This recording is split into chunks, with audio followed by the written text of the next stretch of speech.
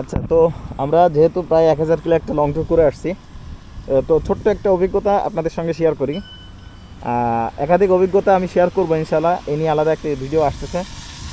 তো সেই বিষয়টা হচ্ছে আপনি যখন বাইক রাইড করবেন তখন কোনো অবস্থাতেই আপনার হাত এরকম খোলা রাখবেন না।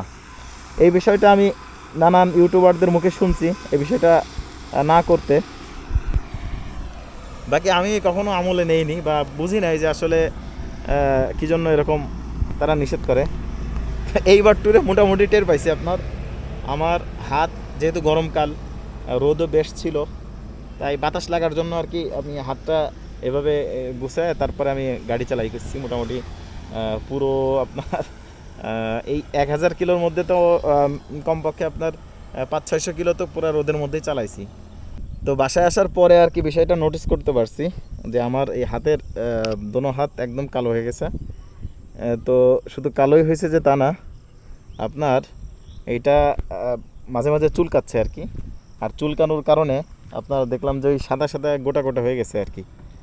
তো এরকম আমার এর আগে কখনো হয়নি, তো এই প্রথম। তো বিষয়টা আসলে আমি সিরিয়াসভাবে নেইনি। তো এবার সিরিয়াসভাবে নিলাম। যদি আপনাদেরকে একটু দেখাই, এখনও অবশ্য চুলকাইলে হয়তো বা আপনার কালো দেখা যাবে। একটু ট্রাই করি, ক্যামেরা অবশ্য ভালো আসবে না, যতটুকু আসে আর কি। এখন অবশ্য পানি লাগছে তো এই জন্য এটা সাদা ভাবটা বোঝা যাচ্ছে না, বাকি আপনার এই যে গোটা গোটা হয়েছে যে এটা স্পষ্ট বোঝা যাচ্ছে। অর্থাৎ আমার উপরে যে চামড়া সেটা পুড়ে গেছে রোদ্রে। এই যে শুকনো জায়গা থেকে হালকা সাদা বেরোচ্ছে আর কি।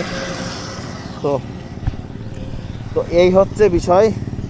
তো আপনারা যারা লং রাইড করবেন, আপনাদের জন্য পরামর্শ থাকবে, বাজারে বিভিন্ন প্রকার পাওয়া যায় আপনার এই হাত ঢাকার জন্য। আপনার গ্লাভস মতো পাওয়া যায় এই পর্যন্ত পুরোটা। তো ওইটা ব্যবহার করবেন। আর আমরা যারা পাঞ্জাবি পায়জামা পরি সেক্ষেত্রে আমাদের ফুল হাতা যাদের শার্ট বা পাঞ্জাবি, তো অবশ্যই আপনারা ফুল হাতা সম্পূর্ণ ঢেকে তারপর রোডে বাইক চালাবেন। তো এই বিষয়টা খুবই গুরুত্বপূর্ণ। অন্যথায় কিন্তু আমরা ট্যুর শেষ করছি প্রায় 1 সপ্তাহের বেশি হয়ে গেছে, তারপরে এখন আমাদের এই ভোগান্তি যায়নি। যদিও এটা কোনো বড় ইস্যু মনে হচ্ছে না, কিন্তু তারপরে স্কিনটা ড্যামেজ হয়ে যায় আর কি। উপরের চামড়াটা, পাতলা চামড়াটা আপনার আস্তে আস্তে উঠে যাচ্ছে আর কি।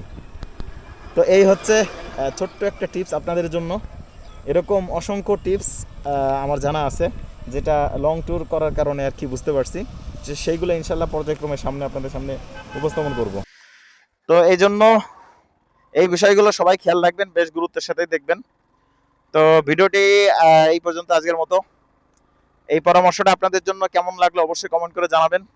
আর আপনাদের যদি এই ধরনের প্রবলেম হয়ে থাকে সেটাও অবশ্যই জানাবেন। আর ভিডিওটি এই পর্যন্ত দেখার জন্য আপনাকে অসংখ্য ধন্যবাদ। জাযাকাল্লাহ।